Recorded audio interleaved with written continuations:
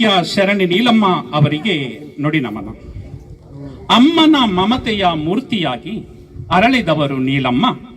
ತಮ್ಮ ಬದುಕನ್ನು ತಾವೇ ಮರೆತು ಪರರ ಮಕ್ಕಳಿಗೆ ಬೆಳಕಾದವರು ನೀಲಮ್ಮ.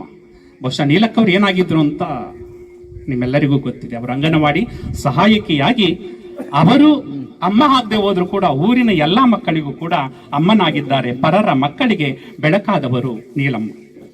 ಮಹದೇವಪ್ಪ ರಾಜಮ್ಮರ ಮುದ್ದಿನ ಮಗಳಾಗಿ ಮನೆಯಂಗಳದಲ್ಲಿ ಅರಳಿದ ಹೂವು, ಊರ ಮಕ್ಕಳ ಕಣ್ಣೀರೊರೆಸಿ ನಗುವಿನ ತೊಟ್ಟಿಲು ತೂಗಿದ ತಾಯಿ ಹೃದಯವು ಅವರೇ ನಮ್ಮ ನೀಲಮ್ಮ. ಅಂಗನವಾಡಿಯ ಅಂಗಳದಲ್ಲಿ ಅಕ್ಕರೆಯ ಅಕ್ಷರ ಬಿತ್ತಿದವರು, ತಾಯಿಯ ಮಡಿಲ ಸೌಖ್ಯವನ್ನು ಪ್ರತಿ ಮಗುವಿಗೂ ಹಂಚಿದವರು ಅವರೇ ನಮ್ಮ ಅಕ್ಕ ನೀಲಮ್ಮ.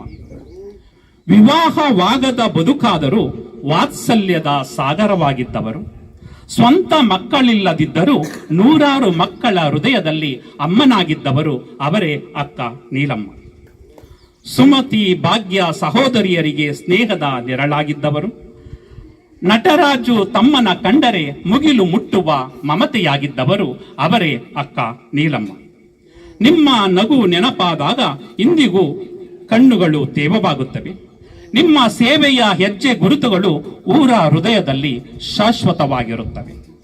ಮಮತೆಯ ರೂಪವಾಗಿ ಬಂದವರು ನೀವು, ಮಾನವ ಸೇವೆಯ ದೀಪವಾಗಿ ಹೊಳೆದರಿ. ಲಿಂಗೈಕ್ಯವಾದರೂ ನಿಮ್ಮ ನೆನಪು ಅಸಂಖ್ಯ ಹೃದಯಗಳಲ್ಲಿ ಜೀವಂತವಾಗಿದೆ. ನಿಮ್ಮ ಪುಣ್ಯ ಸ್ಮರಣೆಯ ಈ ದಿನದಂದು ಭಕ್ತಿಯ ನಮನ ಅರ್ಪಿಸುವೆವು. ಶರಣೆ ನೀಲಮ್ಮ, ನಿಮ್ಮ ಆತ್ಮಕ್ಕೆ ಪಾರಮಾರ್ಥಿಕ ಸದ್ಗತಿ ದೊರೆಯಲು ಎಂದು ಪ್ರಾರ್ಥಿಸುವೆವು.